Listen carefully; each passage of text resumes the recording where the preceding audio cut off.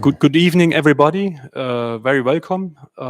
We are very, very happy in our lecture series to have noArchitecten today here. Philippe Viérin, who is one of the three partners of the office. I think I don't need to say too much about the office because the projects will speak themselves. I think you will we'll have probably to see. So we are very happy to have you here. Just for the audience, for you, a brief introduction.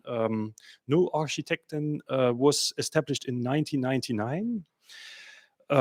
And there's three partners. So there's Jitse, there's An, and there's you.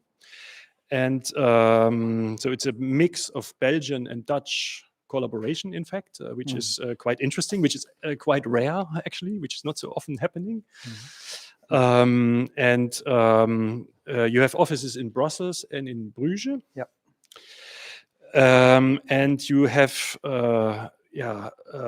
managed as one of the few let's say Belgian offices of your generation to really get quickly out of this main source of production in Belgium, named the one family house, and enter directly into public projects and bigger projects. So you, at least on your official website, you have just a few one family houses, and you have the Steen in Antwerp, which is a really major public project for the city of Antwerp. Or you work now on the Pompidou in Brussels, together with AM2N and Searches and Baits, which is quite a main project, I would say.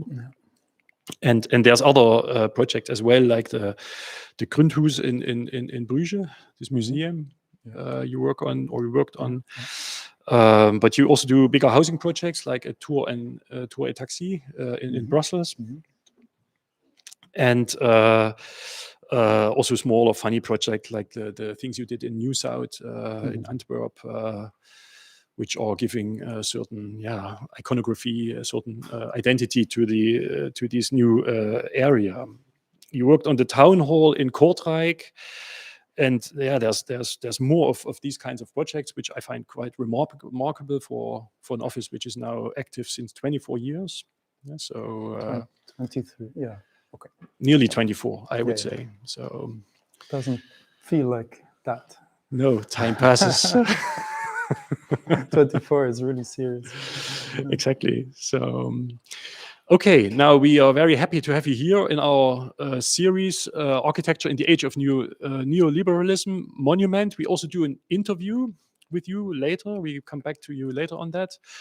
For the audience, you don't have much time. We usually do the lecture and afterwards some questions and answers.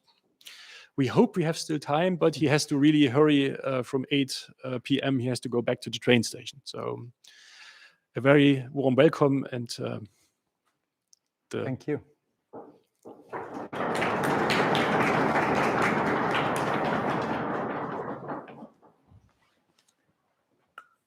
Thank you, André. Thank you, Christian, for having us. Do you hear me? Everybody hears me? And also for the...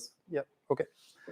Good. So, architecture in the age of neoliberalism is quite serious, isn't it? Who's speaking there? Instrumentalizing history. So monuments is mostly about history. So that's why we thought instrumentalizing, it means how can you use history to your own benefit in neoliberal age. As architects, it's true that of course, we like to do projects and we like to conceive projects, but we work in certain conditions. And when you start a project, it's not always easy to know exactly where this project is going to. So today I'm showing you some projects where we try to balance out different kinds of clients, from public to non-public. Non-public is often developers in that sense.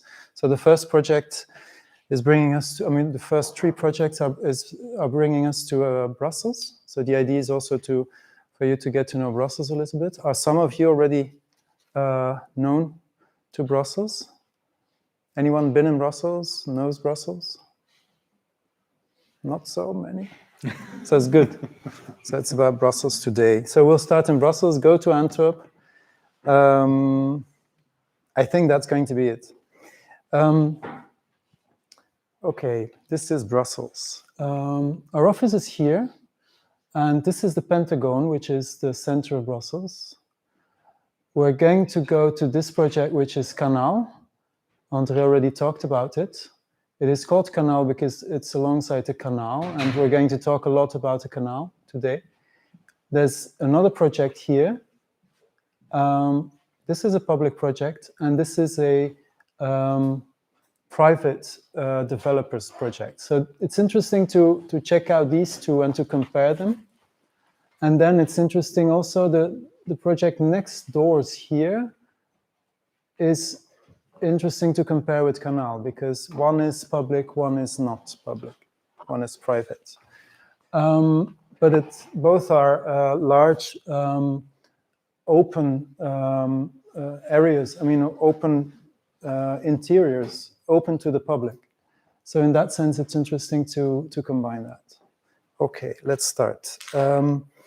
So from our office, we're going to go first to the north and then to the south. This is Kanal, by the way, and this is the Canal zone. Canal zone in Brussels is important.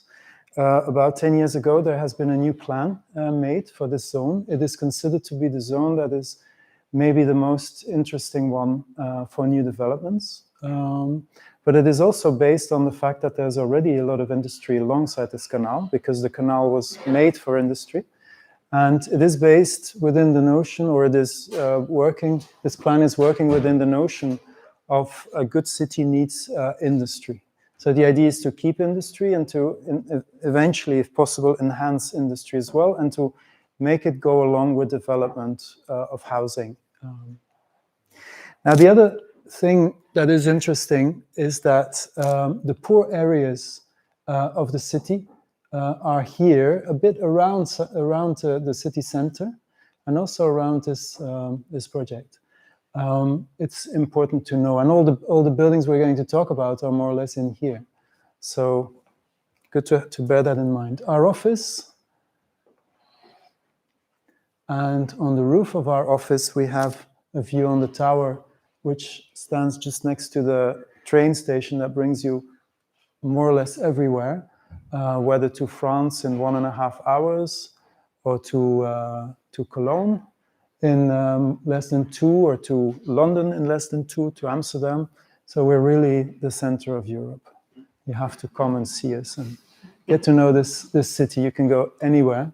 But the thing is also the world comes to us.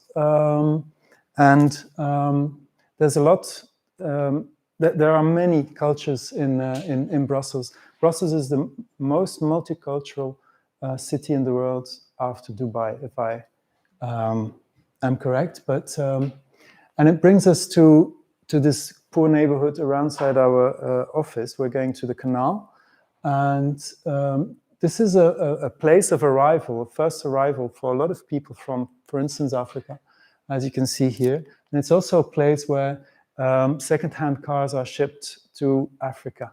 So they come from all places in Europe to this place. It's very strange. A lot of buildings in our neighborhood are crammed with cars like this, and then they are shipped to Africa.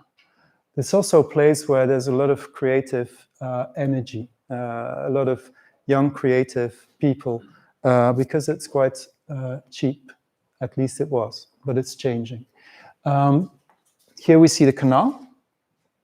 This is the building we're going to talk about in a moment, but we're going a bit further.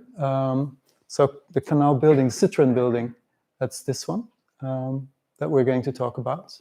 But now, first, we're going to talk about this. This is a historical site. It's a monument. Each one of these buildings are monuments. It was created by the family Thurn und Taxis, who were originally German. And it's a big kind of railway station for goods. There was an entrepot here that is has been developed since 20 years, more or less, or maybe a little more. There's a very nice building, which is this one. Each one of them is a monument, and this one has been, I already showed it to you, has been refurbished recently by Noodlings architects. The whole site as such is a protected site. And the project we are doing here, together with 2 colleagues of us, is here. But so you see these tracks. This is an older picture. You see the situation here, so the 3 buildings and all these tracks leading to here. And this is a place where the trains were stationed. And so it's a flat area. And from there on, there's a talud bringing you up. The situation today where you see that we are already building here. So the Gare Maritime, this one is called, so the kind of huge railway station. We're going to talk about it in a moment as well. It has been handed over or bought by developers quite a long time ago, and they are quite patient. But from the start on, they understood that there was a potential to build a lot. So on the one hand, they were interested in the buildings as such, because they give a lot of identity. The fact that it's monuments and that it's history gives a lot of identity to this place. It's also quite near to the city center. And there was a huge potential. It was bought by one developer and then rebought by another developer. The other thing is that, as you know, or as I already told you, this is a poor neighborhood. So there's quite a bit of pressure also for people wanting to use this space. But because this is privately owned, of course, it's not possible. And for that reason, from here on, the continuation of these tracks, these former tracks here, this continuation is public property. What you also see here is our development. We're going to look into it a bit closer. And one thing we want to do is to make it be part of this green park. In fact, the neighborhood was hoping for a larger park than what they are going to receive. But as you can see here, there's a lot of potential for developers to earn good money there. This is a view from under the bridge that is on the division between the public and the private. So what we see here is the Gare Maritime and the other buildings, and we see the North Station of Brussels and the North Quarter of Brussels that has been developed from the 60s on. A lot of buildings have been demolished there, and it has created quite a fuss back then. The site we're going to talk about is this one next to the Gare Maritime. Now, as I said, there's quite a bit of pressure around this site. And in Brussels, there are organizations like Allée du Caille, which was organized by an organization called Toestand, who in fact use vacant urban space to create a community feeling around creation and co-creation. They have been active very nearby alongside the canal. And there's also another organization which is called Park Farm, and they have made this nice little shed just next to this bridge that you can see here. And as you can see here, our client, the developer, even if this is outside of their territory, because their site is in fact there, they use this kind of positive energy, and they also, even if they are very different from them, they use this positive energy to attract people also to their benefit. Here we are standing on the bridge. We're going to go in this way. So this is this big station, you could say, or this the place where the trains were stationed, where the tracks run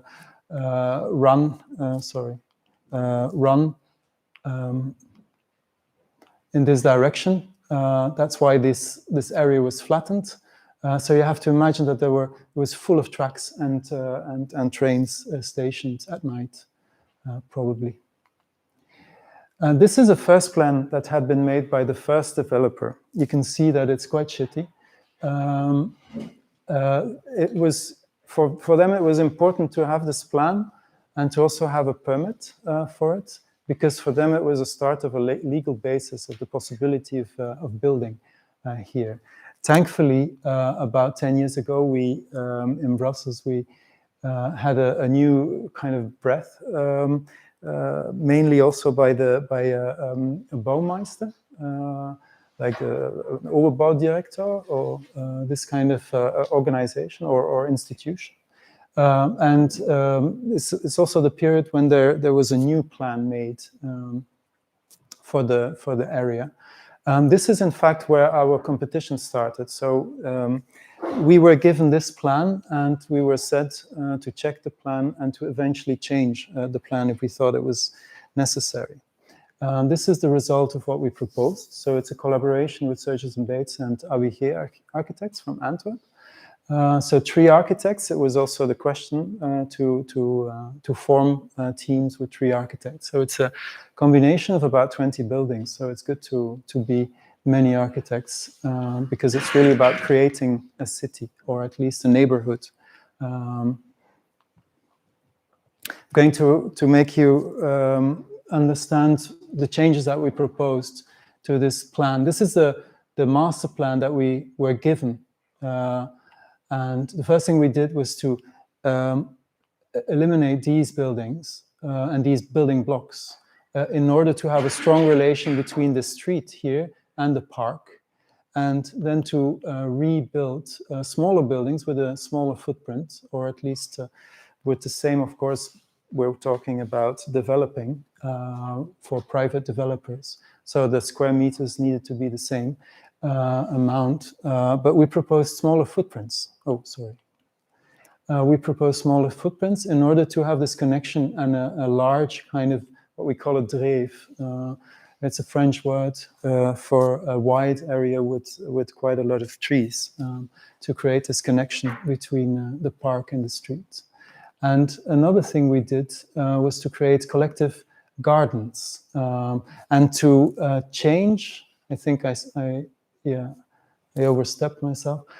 We changed streets into courtyards. So we didn't want to have streets; they didn't lead to anything, and we made courtyards with some buildings around it. So, as such, we didn't change that much, but it was quite a change anyway. So you see it here, this large area which is quite green with what we call solitaires, kind of pavilion buildings, creating a stronger relation between the city and, in this direction, the street and the park. And then here having courtyards with some buildings around it, and avoiding these buildings to be at the back, because once you enter the courtyard, it is in front of you. This is the division between the architects. So the buildings we have been working on are these 2, and this one and this one. We're going to go into that.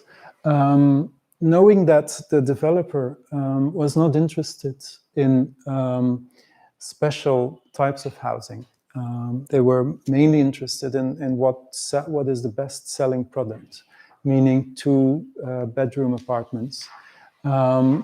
We still wanted to make something specific.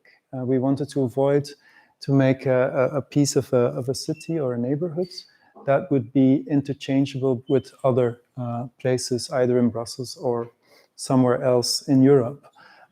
So we were very much interested to look into a period in Brussels, in the Brussels architectural history, that created some nice, interesting housing buildings. As you can see here, they are not the large or the iconic architecture, but if you look into them, they have a lot of qualities and they're quite generous.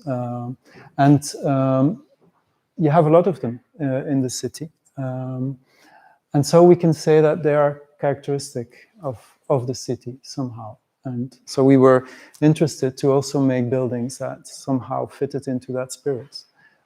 Here you see a bit more detail. This building is a building for elderly people, so it's a home with 200 beds, so super big. This is a building that is meant to house flats, also for older people, but service flats. And for the rest, there's mainly housing, normal housing. There are some other functions like a cafeteria and shops, but not that many, because there's a lot of shops in this building. This building has been refurbished into a large open square, but at the same time also the sides have been filled with offices and shops. This is the plan. So we're going to talk about these buildings and then shortly also about these 3 buildings. So what you see here is this dreef. There's a possibility of driving, but it's only for residents eventually. And there's a bike lane that brings us there. And then there's the idea of the park. This is, on the one hand, maybe I'm going to go one image back. It's this. So in this trying to create a specific kind of architecture, we were interested in relief in the facades, because it's 300 meters long, this facade, and although we have been dividing it in different buildings amongst the architects. For instance, this is a building that we are doing, but this is a building that Surges and Bates is doing. This is AWG and there again, and then this is Surges and Bates again. So even if there's a division between architects, we wanted to have shared image quality rules. So the idea was to stress the verticality, and in that sense to have a strong division and modulation in this facade, in this very long facade. The facade in itself is as long as the Gare Maritime is, so the 300 meter long. This is a kind of image that the developer made. They don't look good. They look really bad. When we saw these, we were not very happy. But what you also see is that this is the kind of people that they imagine that are going to buy houses there. So they really don't imagine that the people who are living around there, the poorer people, could be clients from them. Now, the first building, as I said, was a house for elderly people. And the idea there was to imagine a building where everybody could have 2 directions. Don't you want to sit? Please take your time to sit, because it's stressing me if you stand up. So do it for me. So the idea here was, as you can already see, is this idea to have kind of spaces, living spaces with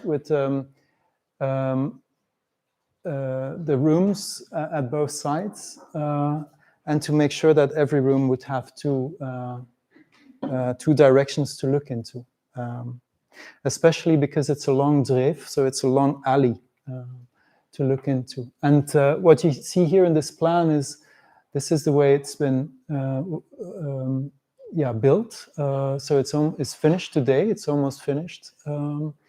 And the idea is here to enliven the facade with a balcony, with a large balcony, then have a séjour, that's a living space, and to avoid to have long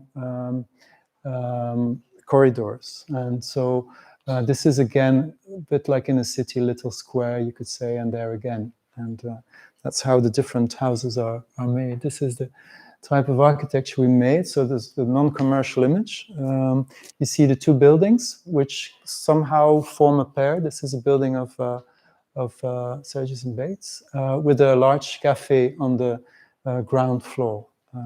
The Gare Maritime here. So the plan is more or less here, and it's visible in this axis, this idea of avoiding to have long corridors. There's only small parts of corridors, and then the type of architecture that we want to bring to the outside is also somehow interiorized, you could say. You see it here, an image taken from one of the buildings from our colleagues looking towards the two buildings. So there's, oh, sorry, messing up again. This idea of bow windows, in fact, relief in the facade, which we also adopt in the larger and the taller building. The taller building, as you can see here, has a base which is lower than than this building is, in order to somehow also bring them together and bring it together with the houses at the other side of the streets. So you could say it's a bit of an atypical tower. It's a bit like a, yeah. The idea would be to, you could say that every one of the buildings is a character, as if you're a collection of people or a group of people, and each one of these people in the group have their characters, of course. So the idea is the same with the buildings. As you can see here, I'm going to show maybe this image. We were inspired by this building, the Palazzetto, which is built in Rome, because it's got two different plans. So a plan on top and a plan on the base. So we kind of did something which was similar. And what we also wanted to do is to create different facades. So each one of these facades is different. This, for instance, is a facade behind which there's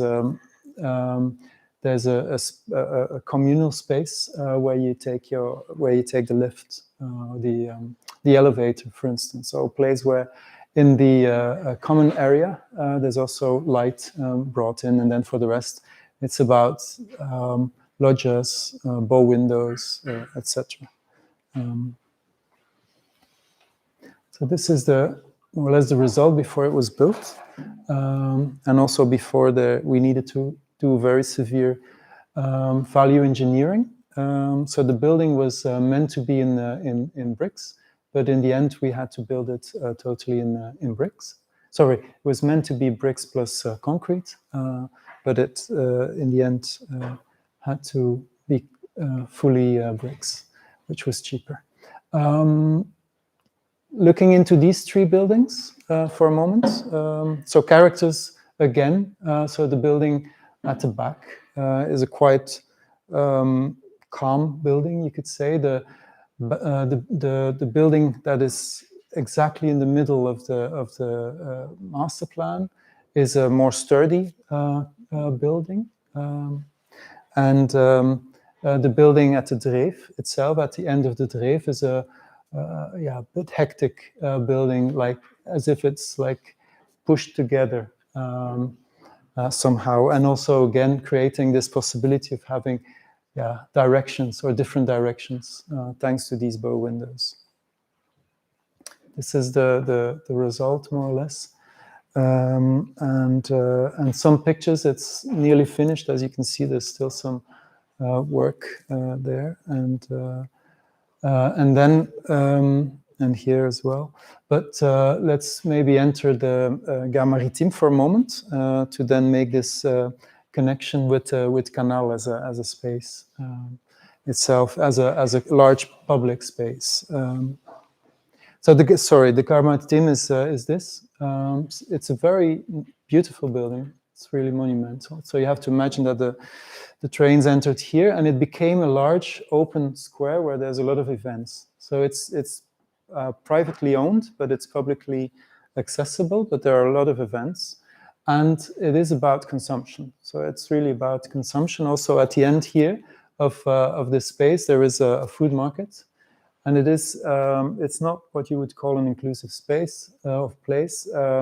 It's a place where you need to have a smartphone, for instance, to do your reservation of when you want to drink something or eat something.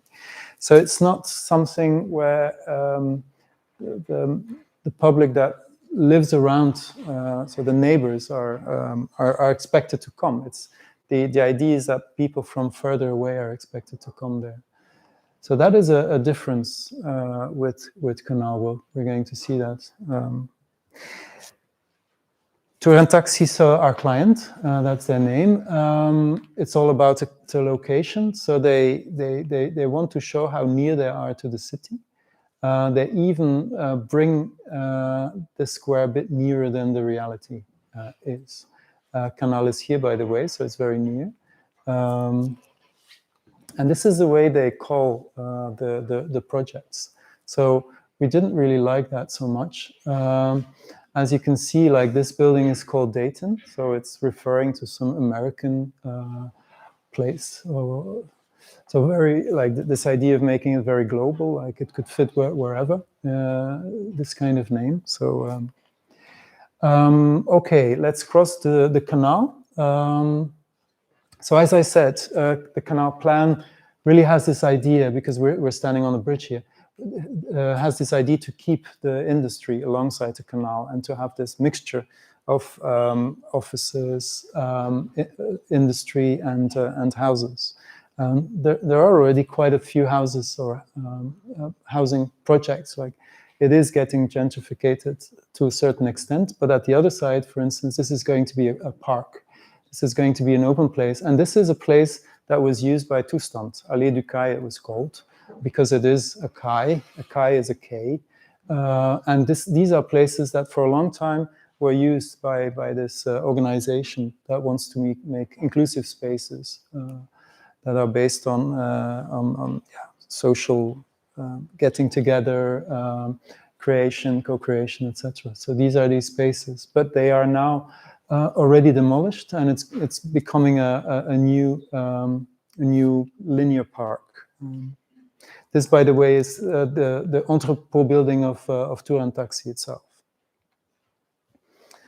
From there, so we were here, and we were now walking in this direction here. The idea would be to go to Kanal, but maybe to make this distinction with this project, by the way, also near to the Kanal, because we can follow the Kanal. So we're going to move there for just a moment.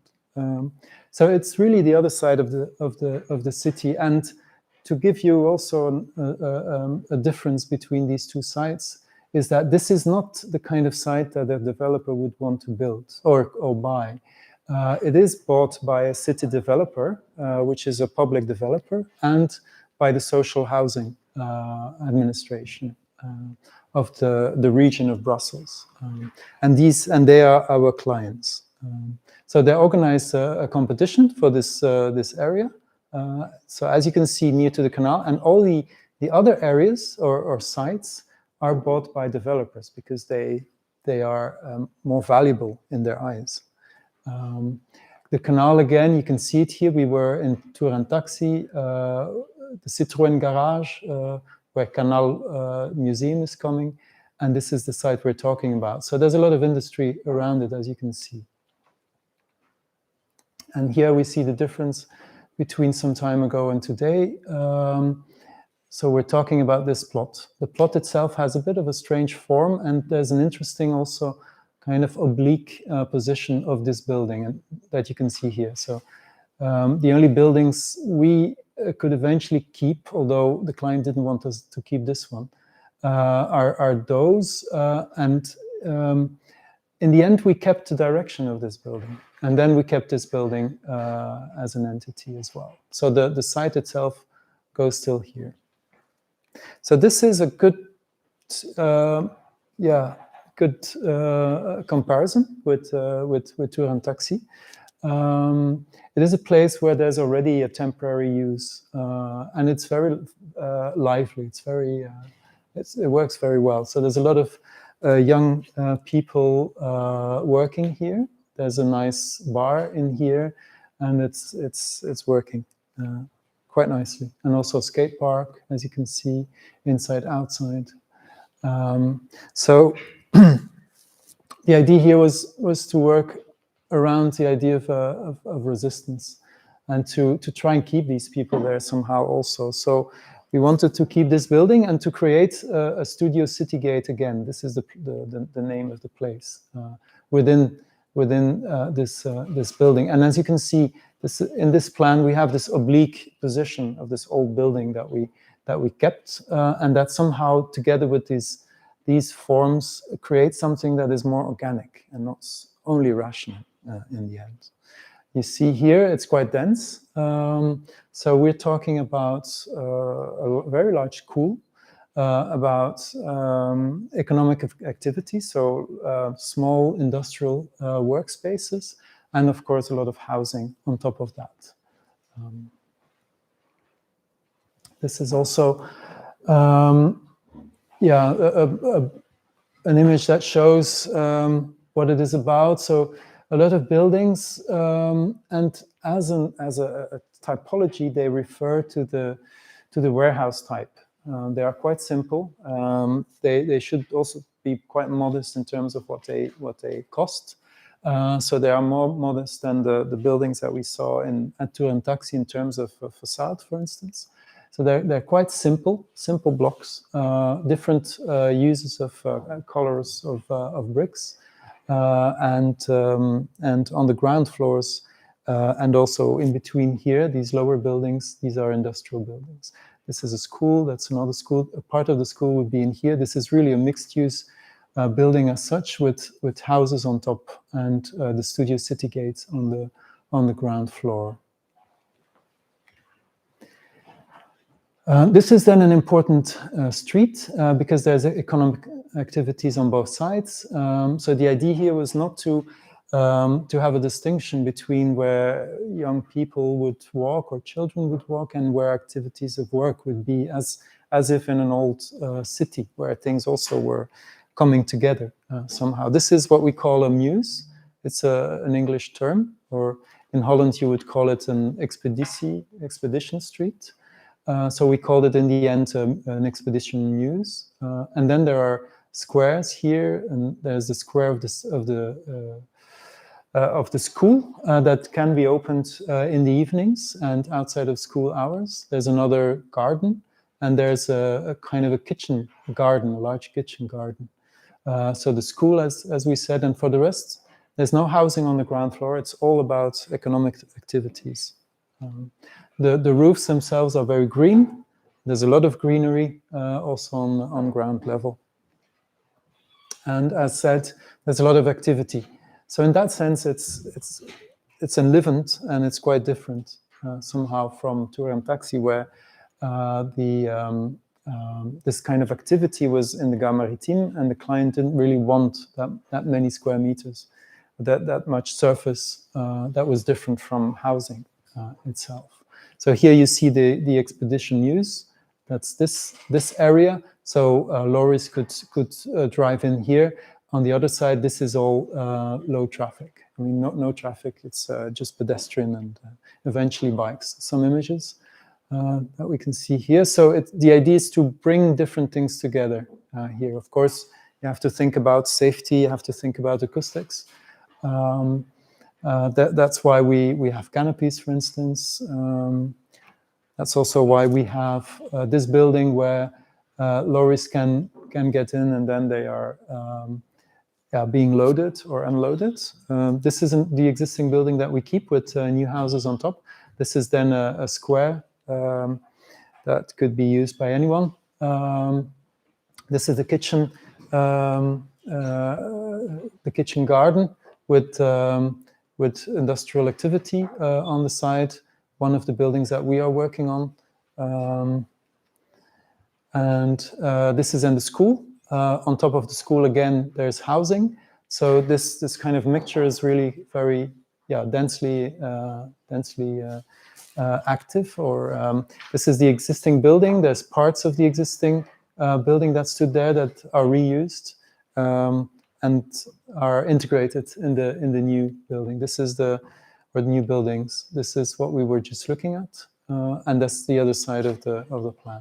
These buildings are buildings we are working on, and there's another one in the center. And one of the things that is also quite special, apart from the mixity and the things I've been saying already, is that here we are checking out how far you can go into reclaiming bricks or using reclaimed bricks. So all of these bricks are meant to be reclaimed bricks, and we try to also use bricks from the site.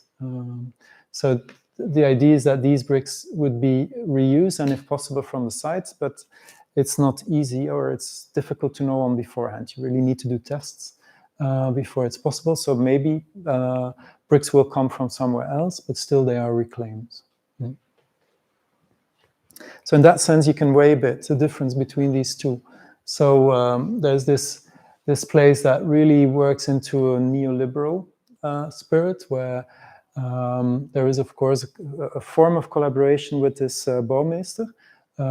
They created, or they organized a competition, which of course should bring quality to a certain extent, but the spirit, the conditions are quite different for us as architects to work for this client or for this client. This client is fully public. Let's go to Kanal. So these three projects are more or less the same size in terms of budget. This is one building with more or less the same budget as 15 other buildings. This is the facade alongside the canal itself, and this is the facade alongside the ring of the city. We are here really on the corner of the Pentagon. So the Pentagon is a center of Brussels. This is a place that everybody knows. The workhouses behind, not everybody know so well, but so this was this idea of André Citroën, who was a car manufacturer and a visionary, and he adopted modernism as a style because he saw it as a very optimistic element that was instrumentalized somehow for his brand. And as you can see here, it's like a cathedral full of glass with the cars downstairs. They all almost look old-fashioned in this perspective. This is a place. So we were here. This is the corner of the Tour and Taxi site, Canal, and this is the Citroën building. So a low building next to other buildings which are quite a bit higher.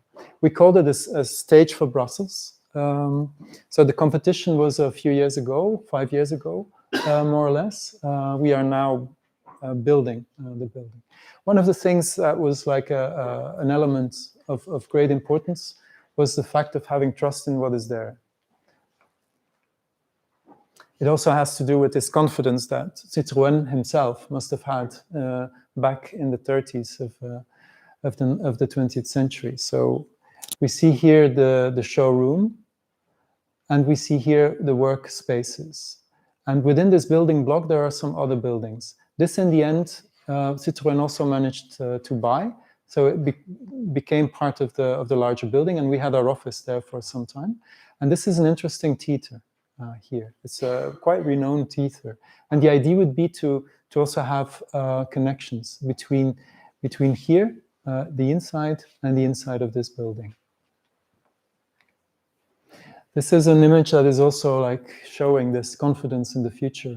The electricity, the light, the beacon that is there, and then these cars that looked old-fashioned in relation to this big cathedral of glass there.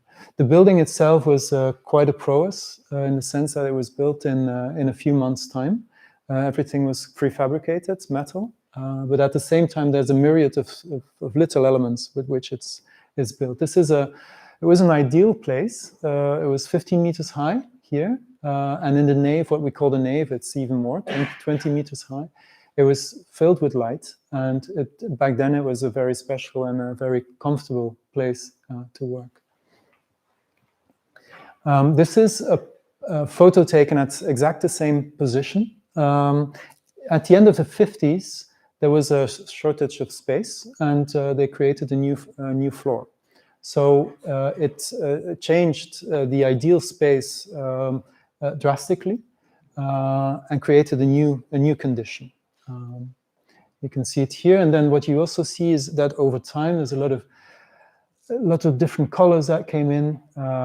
It's such a vast, big space. It is almost as big as Gare Maritime, not as big, but it's 200 meters long and it's 1 meter, 130 meter wide, more or less. So it's quite vast.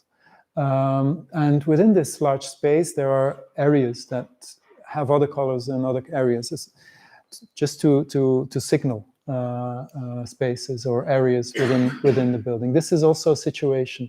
This is not how we saw the building when the competition was there, because there were here and there were little buildings standing in the way, and as such we found that more interesting than to have this overview of the building. It was more interesting to have these like volumes standing in the way, and then you would walk around the corner and have other views all of a sudden, or a very long view. One of the longest views is this one. This one is 200 meters long from here to there. There's even you can walk at the back. There's another ramp taking you to the second floor. And this is a moment where, when we saw this and we were standing there, it's also a collaboration with Surges and Bates and Fonteyne from Zurich. So when we were standing there, we understood that this building is very much about motion. It's very much about getting, yeah, as you can see here, it was made for cars. Cars are banned, of course, they cannot come in, although maybe we're going to have some mobiles driving around, could be practical. But you understand that somehow when you're here, you also almost want to be there or go there. There's another ramp leading up again to the other side. So in that sense, you almost project yourself to the other side. Another thing is that we've been, in order to grasp this space and also this program and this project, we invited people to talk about it. And one of these people was Anna Wibrock, who is a scenographer from Berlin, that you might know.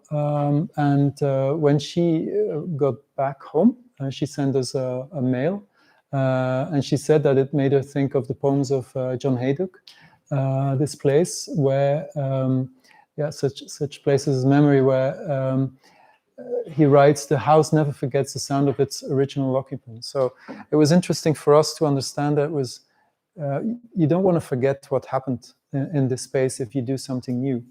So even if indeed the sounds could come back somehow, we could go as far as that. And also the idea that it's such a vast space and that you can hear the others 200 meters further.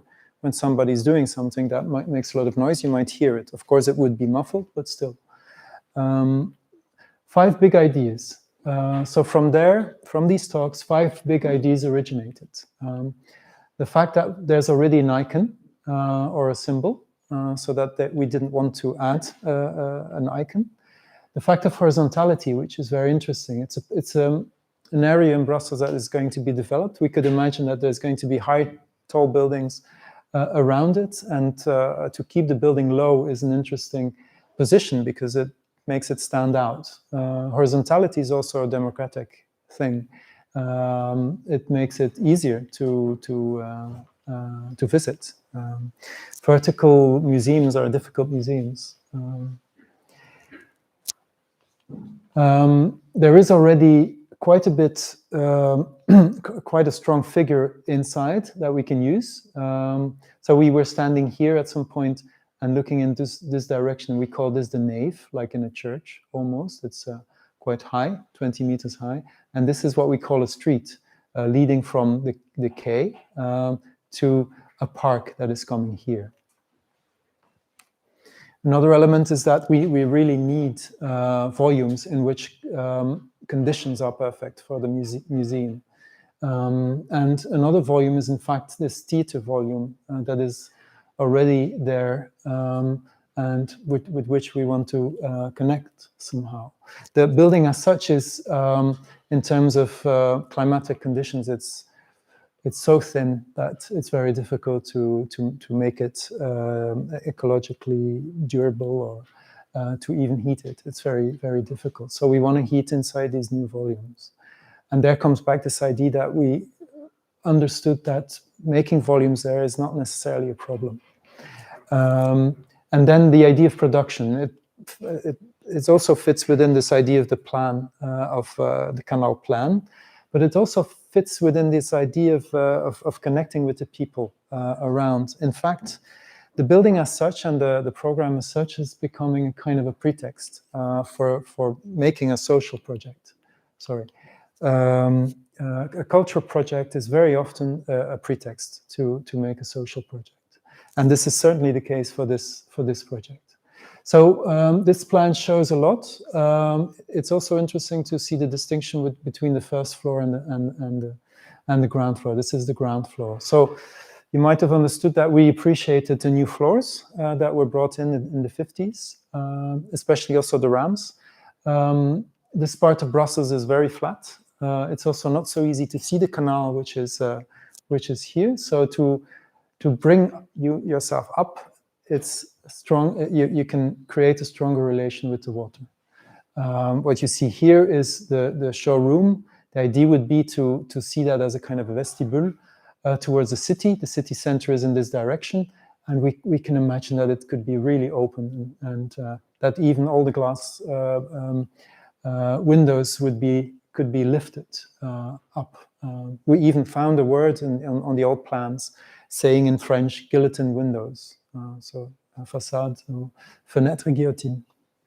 So the windows that could go up. We don't know whether it was ever built like that, but today we're going to do it, or next year, let's say. So this is an important entrance, and this is an important access, of course. But this is also an important access and also an important entrance here, because it's a very nice connection with the water, and it's also a nice direction or orientation there. And then you see that we have like 4 parts, 4 quadrants or quads, more or less. This is the Museum for Modern Art and Contemporary Art. This would be the Museum for Architecture, although there is this idea to also mix things between them. And then there's logistics from here and from there. This is what we call a rassembleur, which kind of brings together a lot of functions, offices on top, but also a big auditorium that can be used by everyone, a ticket booth, a bakery, a cafeteria, etc., etc. The idea is to make a space that is open, that is a public interior, where you don't have to buy anything, only if you want to.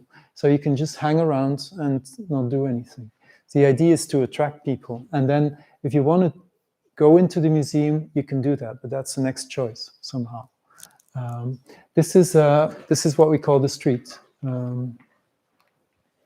This is the kind of space we have in mind. The thing is that in reality, we cannot keep the old colors because we have to sand all the metal. We have to also paint them with intermescent paint, but we're lucky that we don't have to sand, or at least, we don't have to sand this part, which would be, we did sand it, but we don't have to treat it with intermescent paint, which would be a crazy work.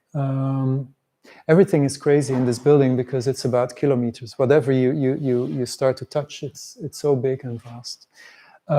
This is what we call the piano nobile. So as I already explained, from here on, the connection with the canal is very strong, and it's more open, as you can see and compare with the ground floor. You see it here in this plan. It's much more open. So the idea would really be to not only have the ground floor, which would be lively, but also this floor with the ramps going up and down. There's another ramp here. It's a kind of interior topography that is created. So it's spaces that are visitable, or that you can visit without necessarily having to buy a ticket.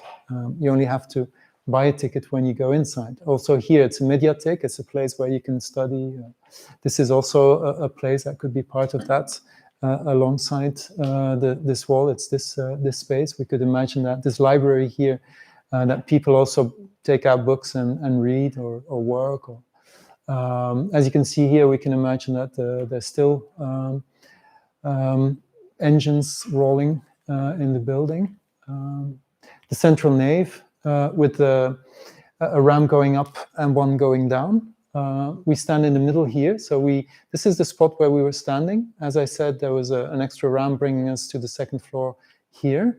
and in our back there's another half of the space. So we were standing here on that image.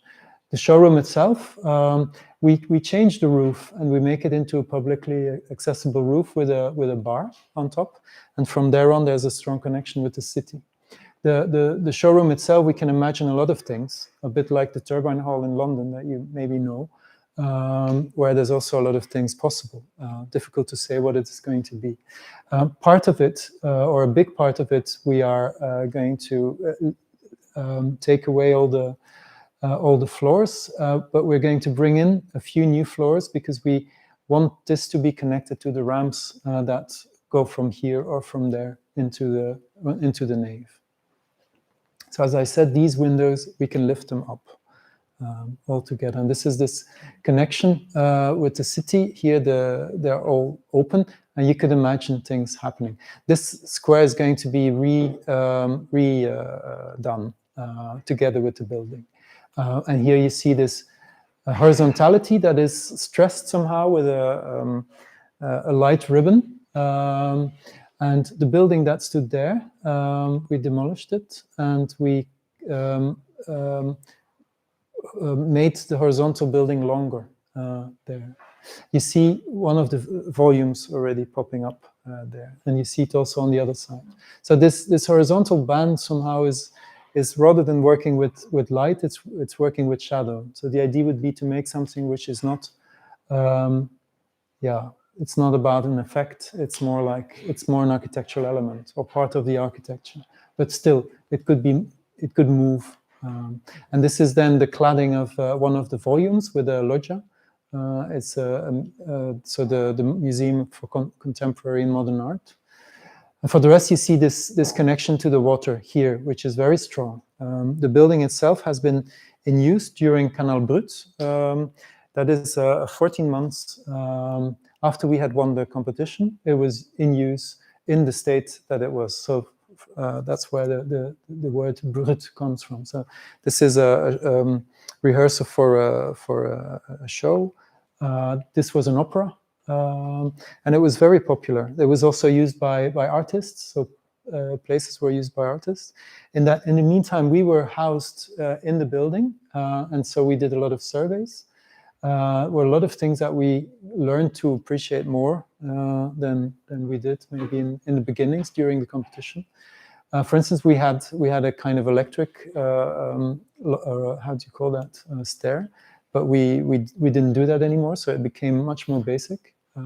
We also learned to see what were all the colors in the building, and we also traced plans with all these colors on several floors. We also understood that we needed to sand everything, so we wanted to work together with an artist who is here checking out what kind of colors there are in the building, and she also understands that, for instance, here. The height of certain layers have to do with the human body, and the idea would be to also bring this back. These are tests that we are doing for the moment with colors. These are some images to close this building, or this project, about maybe a month or two ago. The situation. So we are digging and making the holes for this is the rassembleur. Here we have the showroom, so you can see the floors are gone, but we're going to make a few floors back here. And this, unfortunately, also has to go because we think it's very valuable to have a new terrace on top there. There is a book about the building that we make. It's 1 out of 3 that we make. So if you're interested in more, you can purchase the book. Okay, how far are we? 7 o'clock. Yes. Good. We can move on.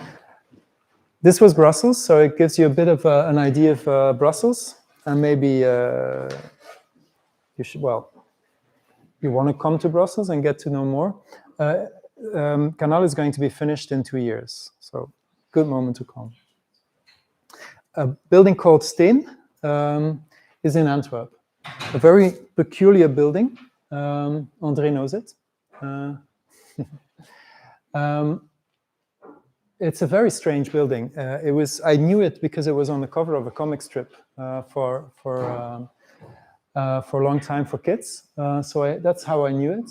But I never really understood what this building was. And then the competition came. So what you see here is something strange. Yes, because it stops here. And what is the history of it? This is the other side of the building. It doesn't really help us so much. It's also quite strange. Okay, so let's make sense of history, because how did it get in the condition where it was? So this is Antwerp, with a very nice curve in the river, and it even goes, it's a sharp curve here, but we're talking about this spot, really in the old center of the city. Of course, cities originate alongside a river, and you see it here. You see a little bit of this very old part of the city. And in fact, the steen is part of this old structure that was built, this old wall that was built around this first city. So the wall is 1,000 years old. So this is more or less a very simple way to draw the situation. So this is the building we're talking about. And of course, you have to imagine that there's many more buildings standing there. And of course, the city grows and becomes larger, and somehow these walls dissolve, and this becomes really part of the larger city. And then all of a sudden, in the 19th century, a rationalization comes, and a lot of the old town is erased in order to enhance the port activities in the city. So these are sheds for port. Do you say it like that? Like for industrial activities related to the boats and the ships. So what really happened? So this was one little bit that was saved thanks to one person.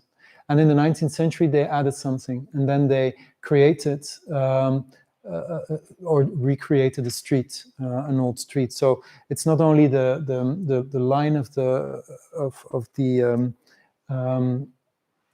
river that became straight, but it's also flattened. So there were different levels that were totally erased somehow. And then in the 20th century, a part of what had been added to it in the 19th century was demolished, and there was a part added in the 1950s. But we're going to see that better in a moment. Here you see more or less how things come together. A cruise ship. It's not by a coincidence that the cruise ship is here, because the program of the project was to create a place where cruise ships could depart. So it's a terminal for cruise ships, which is quite strange, you could say. So this is the situation. Still, this is to be demolished. So this is the building that we saw, more or less. And from the other side, this is it. When everything is gone now, this is the bit. I think now this is a part that was still to be demolished, but this is more or less what is the old part of the steen. The houses themselves inside, so you have to imagine you have the wall that is 1,000 years old, more or less. And the houses inside are much younger, 16th century, and so on. And then the big question was what to do with this strange building standing on the quay, on the flattened quay. You see it here. This is after a few years, they knew what to do with it. They added this building, they added turrets, and they made a fiction. They made a construct. So they kind of let it be a castle, as if it was a castle in its own right, a building. So not a wall anymore, but a building. And it was part also of this 19th century idea of creating promenades. There's a promenade and also a promenade going up here, leading to another building there. So it becomes a kind of a new way of appreciating the city and also the stream here. And then at the same time, the activity could happen underneath this promenade there. So these sheds could still happen. So we are standing on this promenade, which is higher up, and you could see people working underneath. So this is the new building that was added in order to kind of finish the Hutstein somehow. And then in the 50s, a big part of it was demolished, and another building came instead. Seen from the other side, this other building that came, and this street, this old street, and you have to imagine that these were facades alongside the street. Okay. So, what is the project then? Form follows fiction. Aldo Rossi here, I'm not going to read it, but he mainly says that for him, program is not so interesting. And it helped us to kind of accept also that there's a program today. The program today is the cruise terminal. And next to that, there's also this welcoming space for tourists or other people visiting the city.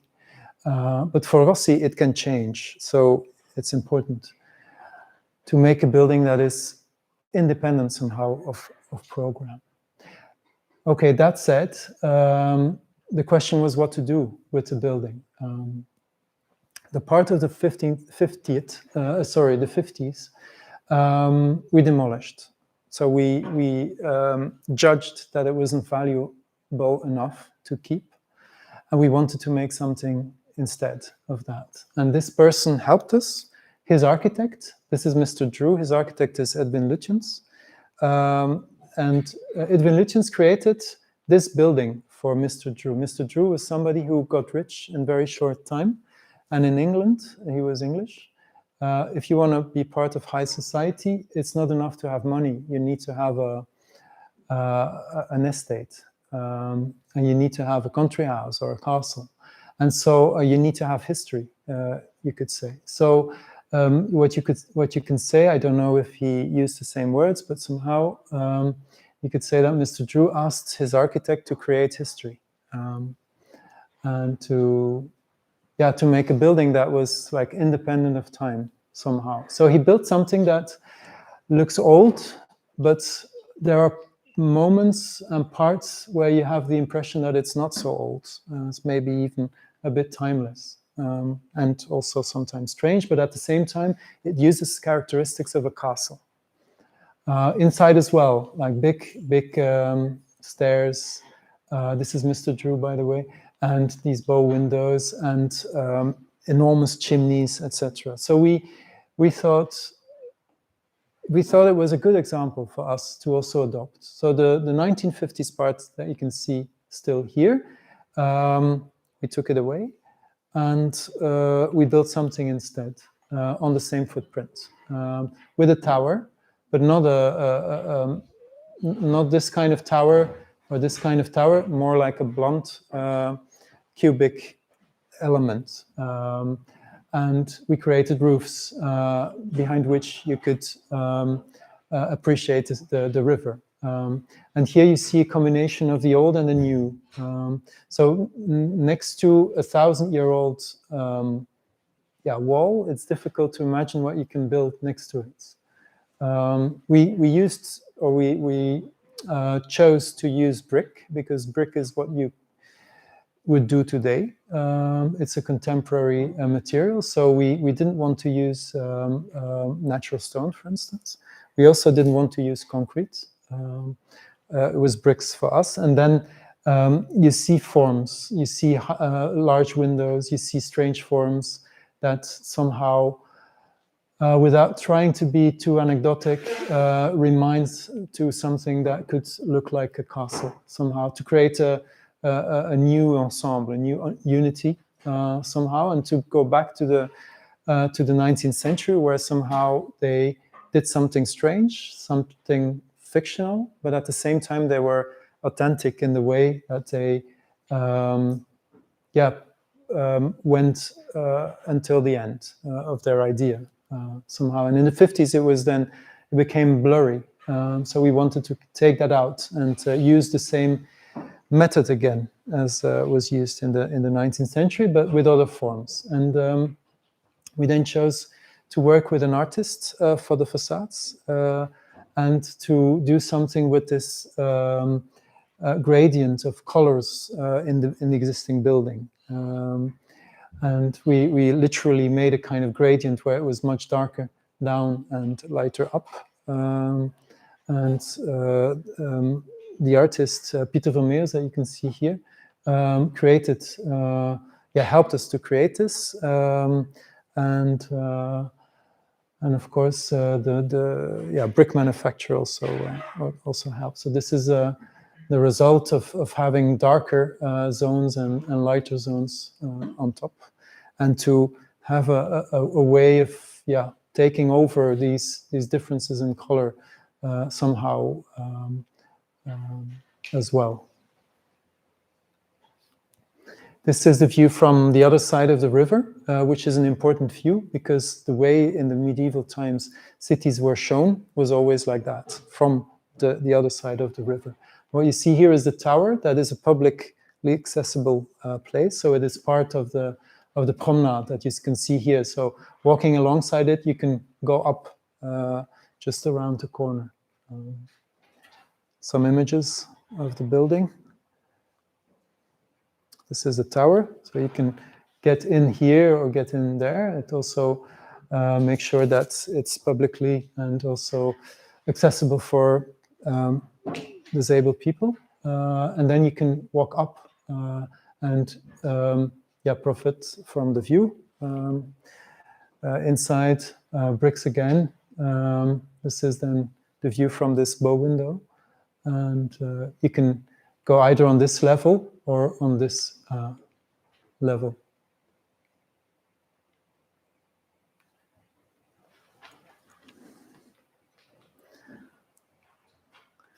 Inside, I didn't say that yet, but on one side it's all closed towards the water, as is the case in castles as well. The ground floor is always quite closed. So towards the water it is closed, and when we walk up, a bit like in a castle, it starts to be quite mineral, stony. But when we go up, things become more light, and there's more use of wood, for instance, on the top floor, with the connection with this terrace that is also connected to this tower. Now, a third part is history is emotion. A strange thing happened somehow, or strange or not, but before the building was finished, there was a kind of a riot. An important person of Antwerp said that he was very unhappy with this project, and there was a kind of in very short time there was a kind of a hatred against the building, and there was a petition, and 11,000 people signed it in one day, which is quite a lot. So it was quite a fuss all of a sudden, and even in 3 days there were 18,000 people who had. It's not the first time that it happened to us. We did the Gruthuis building in Bruges, and there was also a petition against the building. But there was only 45 people after a while, so 18,000 was quite a bit. And it was a big thing in newspaper and also on television, etc. And a historian, the brother of the mayor of Antwerp, by the way, he says that it had to do with the symbolic value of the building and that people really are in search of authenticity. It was also during the COVID period. And there were these kind of things happening. They call that meme, no? Is that a word? But then another strange thing happened. I mean, a year later, when we finished the building, we won this prize. So normally we're not so interested in prizes that much, but we handed in. We thought, let's check if everybody's against this building, and we won this prize for heritage in I mean, a national prize, which is quite big. So this is us, my colleagues, and these are the politicians. They are wearing nice clothes, and a lot of colors. A lot of colors in the people who use the building. So it was a very strange moment.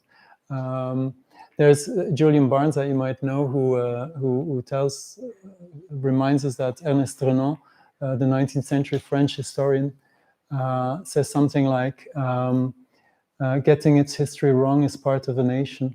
It's just saying that there's a lot of fiction in identity.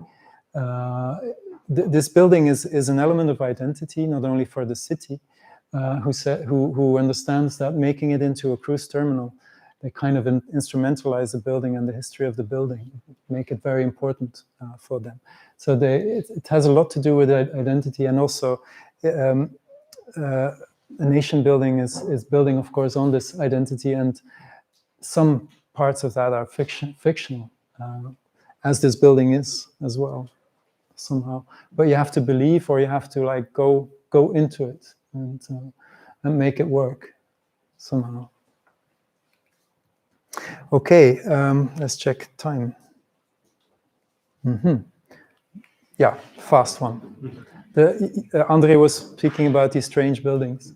It's also in Antwerp. It's you could say it has to do with neoliberalism as well. It's on the one side, it's public and it's private. It's built. It's part of an enormous development. It's a heating plant for the biggest development in Antwerp and maybe in Flanders, or in Belgium. It's 1 million square meters are being built, and they are going to be heated only by this building. But the building is 55 meters high, so we thought, wow, it's cool to be able to build so high. And we were interested in this kind of image. It's an image from the first landscape painter, and he was from Antwerp. And he made very strange landscapes, very artificial landscapes. And we kind of connected it with the potential of this building also by, you want to be ecological, but in order to be ecological, you need to be to make nature better, you need to be very artificial. Somehow we understood that this could be this kind of rock, as Fonteyne had built. And this is an image that was taken by someone, sent it to us, was nice. So they were ice skating, and it reminded a lot of these Bruegel images. So kind of funny building, you could say. So it's here. So we were up there somewhere with well, even a bit further, somewhere there, with a steen. Oh, sorry. Another building just nearby, the blue one there. Let's maybe take that as a last building. Yeah. Is this inside? I'm going to go very quick. It's German-made, Siemens, and it's a power plant where 150,000 kilovolt comes in and needs to be transformed. So it's kind of an electric cabin, but a very big one.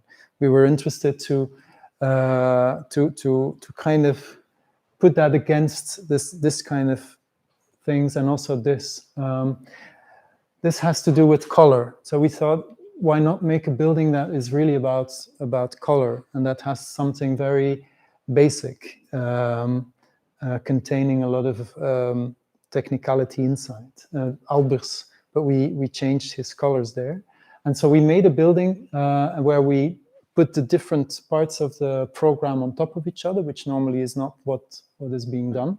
And there's a kind of gill that you can see here. There's a kind of a gill that brings in air, and that then brings the air out from the other side, because there's a lot of heat being produced. So the building is standing there. The power plant is somewhere there, the heat plant. And by now there's a lot of buildings here, and this is the stain more or less here.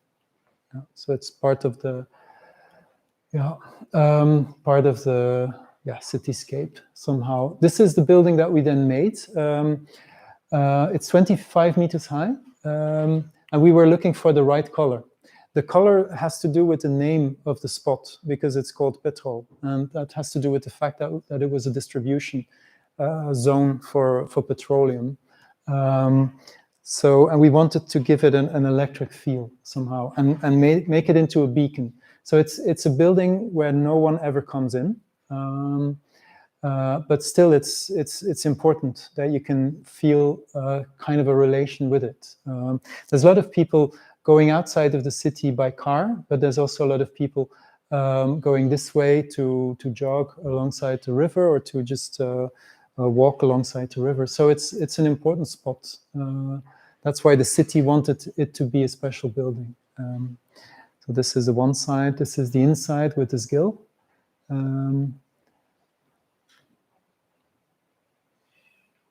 Yeah, going to stop here.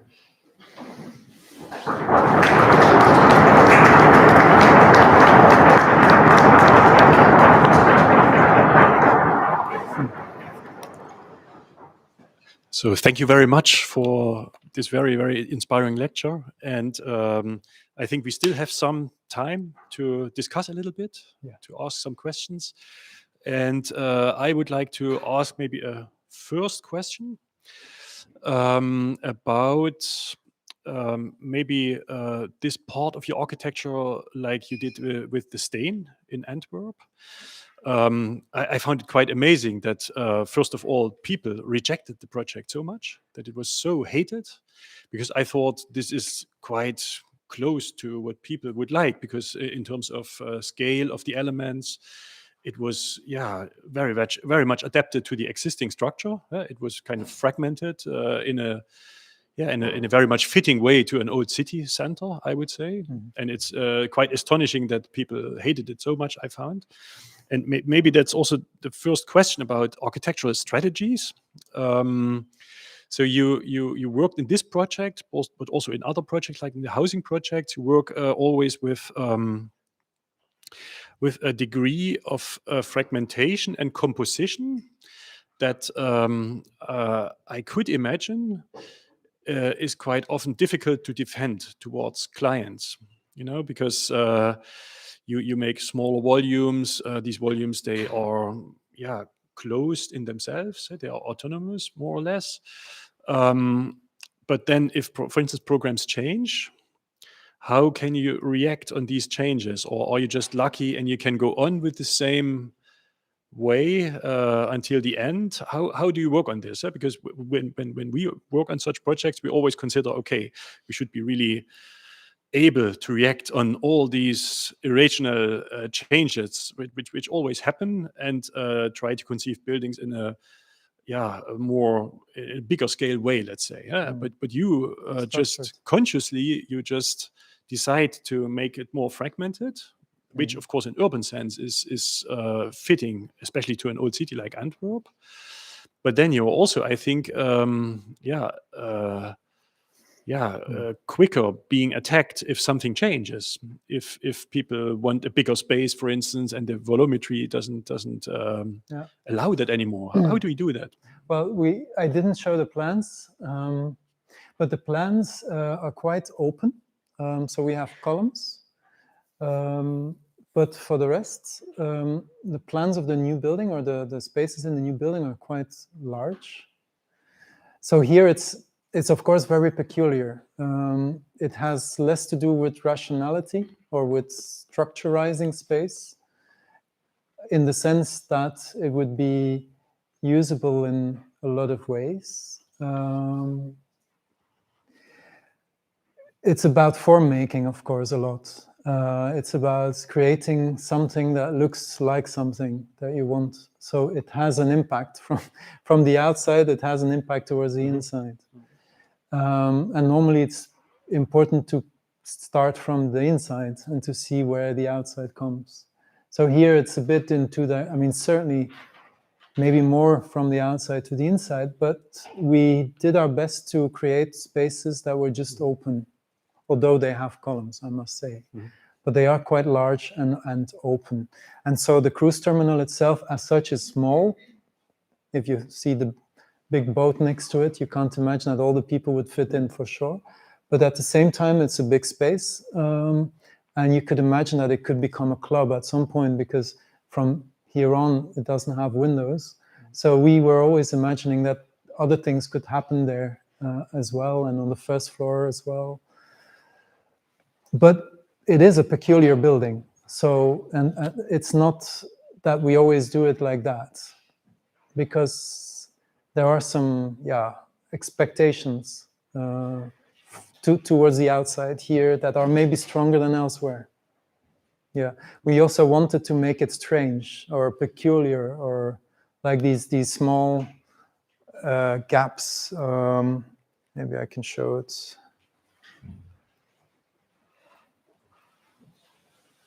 Small, strange indents, for instance, like here.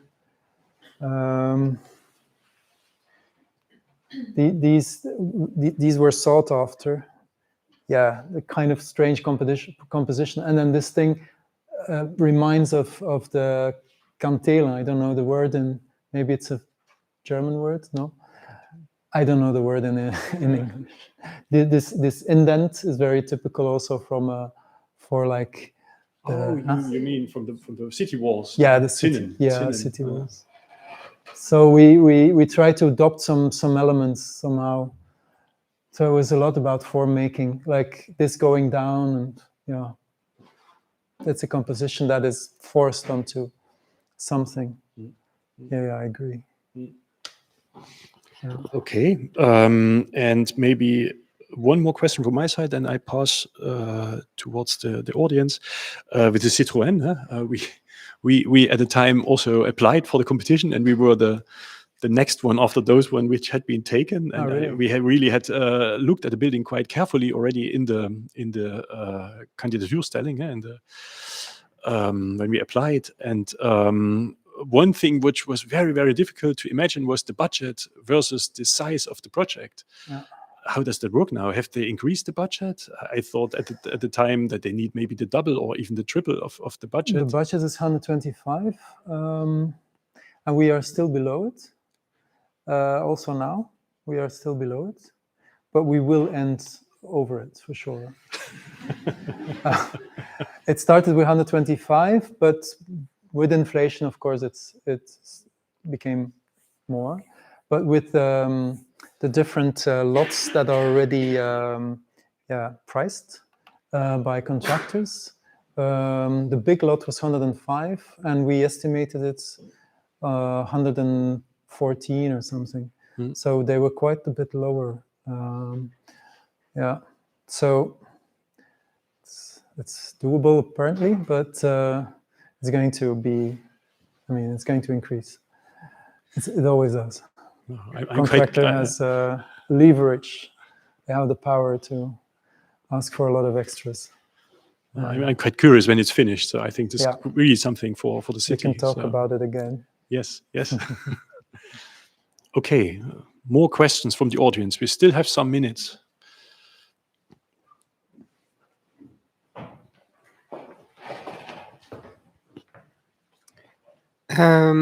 In the beginning of your presentation, the first half, you talked about places which you defined as neoliberal, and then places you defined as public, and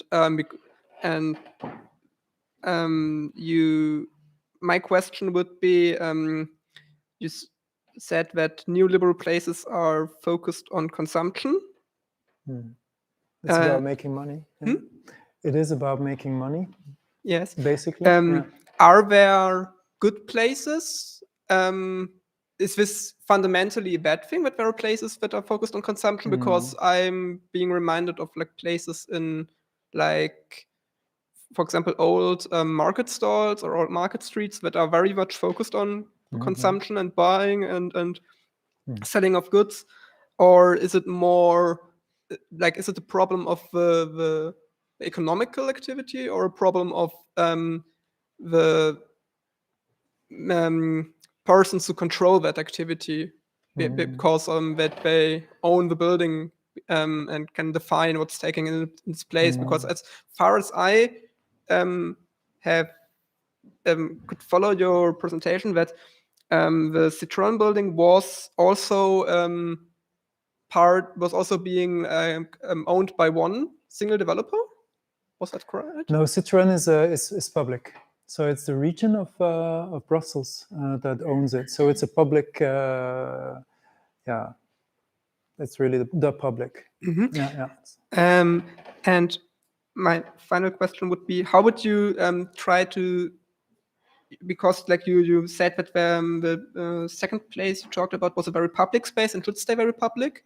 Is there an architectural way to basically defend publicity and the public use of space, where basically neoliberal mindset cannot really enter?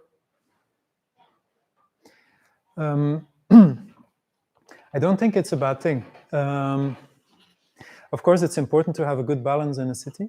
But personally, I don't mind to go to the Gare Maritime myself.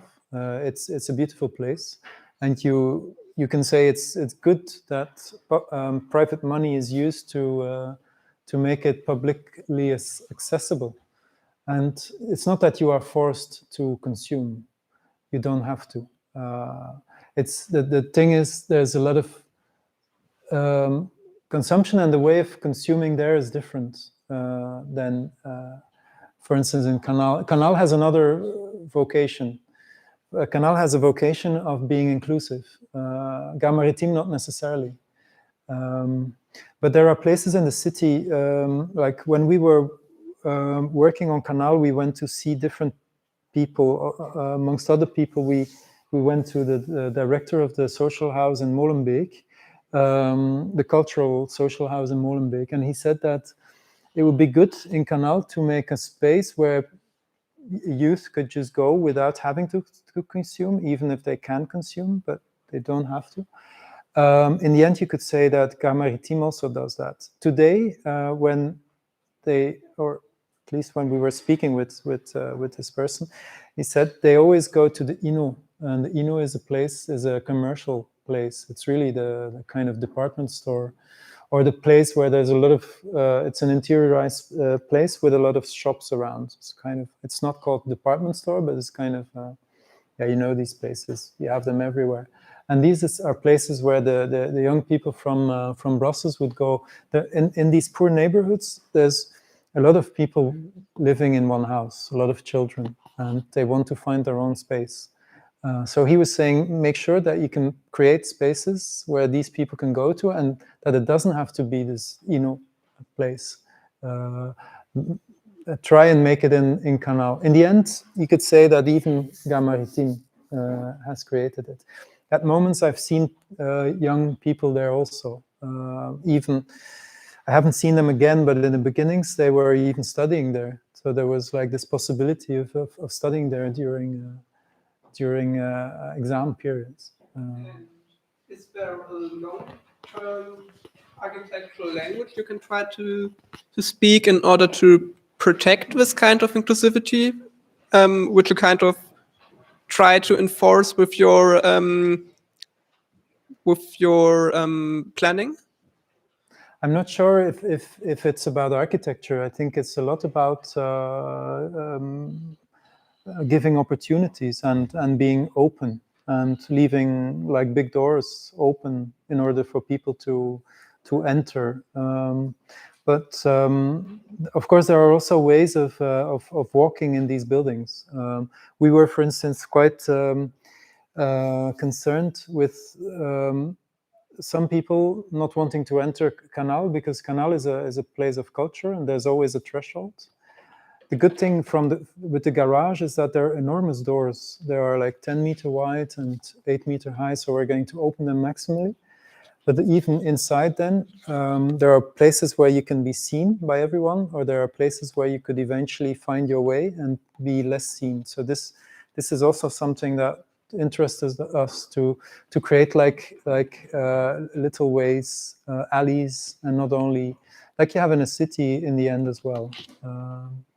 So in that sense, as an architecture, you organize a lot, but it's not necessarily about form. It's about this opportunity of being able to come in, have space. It's a lot about how it's being managed. There's a nice example in Paris, for instance, which is called 104, that we visited, and that was for us a strong example as well. You could say that, like in Gare Maritime, there are like guys, people also standing here and there, like to check whether everything is okay. Also at the big doors, like, but they would let everyone in. They are called médiateurs in 104 in Paris, and we're also going to have that in Kanal.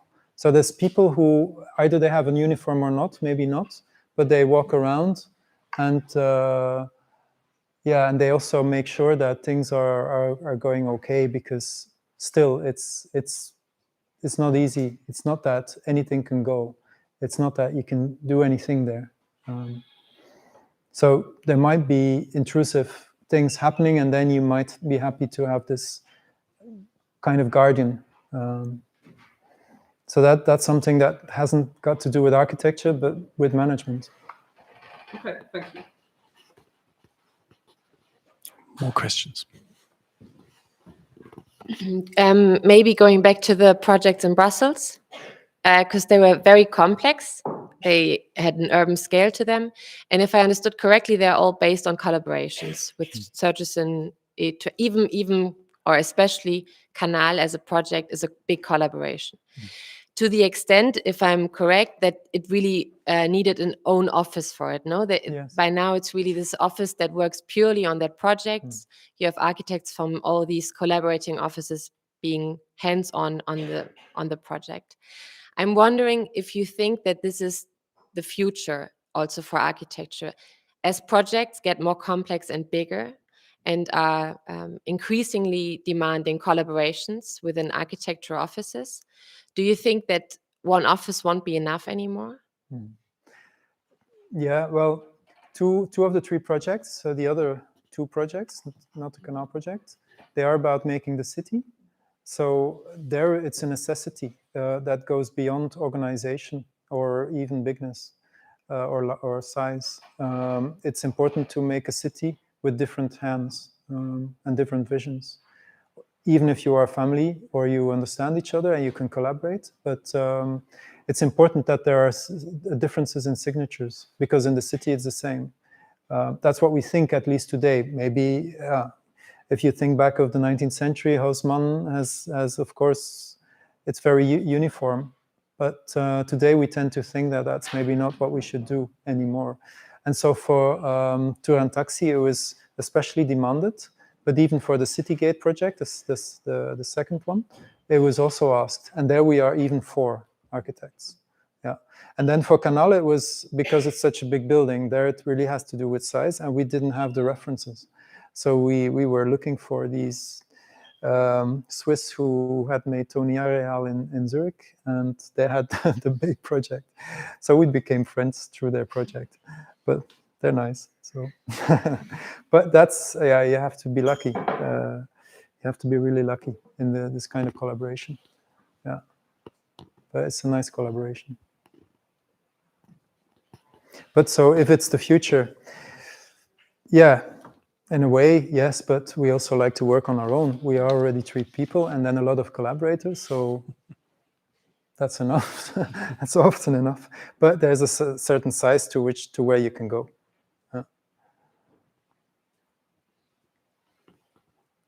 More questions?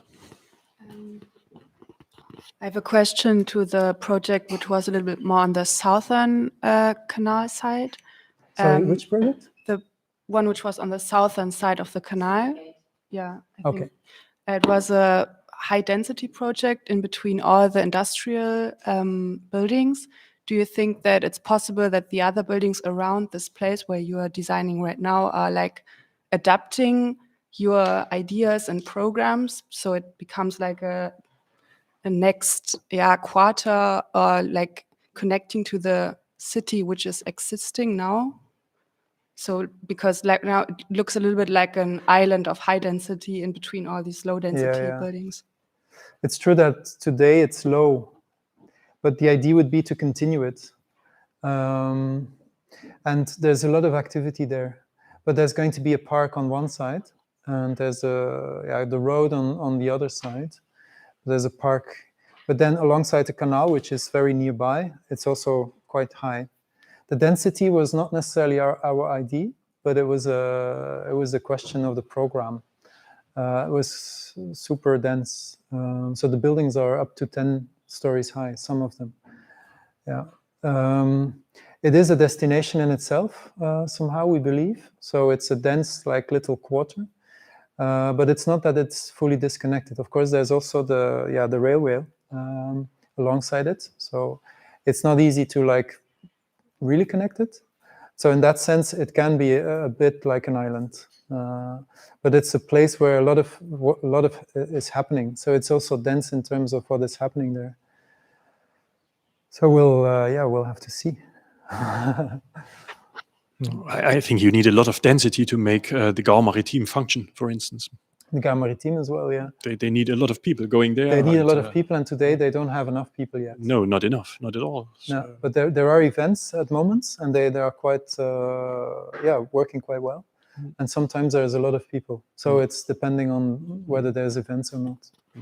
So they left this enormous big space open for these events, but it's not full yet. So on the sides, you have a lot of, nice office spaces clad in wood. But not all are used yet, for sure. Exactly. Talking about collaborators, all the 3 projects in Brussels were really huge and like ambitious projects in the city center. And can you describe the function of the Baumeister as a person or as an institution to develop such ambitious projects in the city with a certain quality? Is it important to have this kind of collaborator on the side of the city, or? You see that we had a Baumeister in Flanders since 2001, and it changed a lot the culture in Flanders. So he is there, or he or she, but until now it's always a he, is there since a long time, and they have a strong team. They have been a bit weakened because of politics, because not all other institutions like them to be there, because they also take some power away from them. So it's always a bit like it's quite some tensions. And then for the region of Brussels, which is a different region from Flanders, we have him since 10 years or maybe 15 years. I think it's the third. There was one person, and then now 2 times 5 years, it's another person, Christian Brett. It is important, as it was in Flanders. He's not doing it in perfectly the same way, but he weighs on a lot. And what is especially important is that he manages to work together with the private sector in order to also organize competitions. So competitions are super important. Because when it's private, of course you don't have to have a competition, so a developer can choose who he wants, but that's why when quality becomes important, and it can only happen if the public sector through the Baumeister or other would also push him or them in a certain way.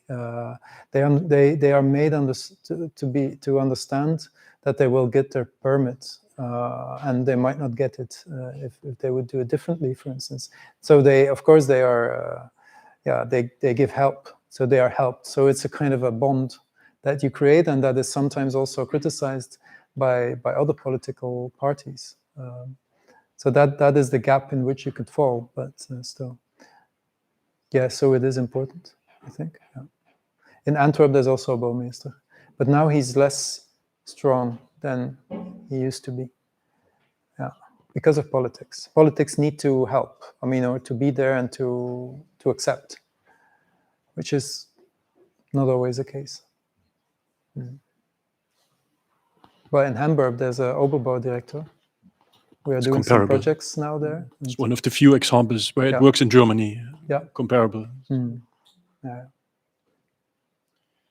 Okay, so I think we have to round up because otherwise you have to hurry too much to get your train. Yeah.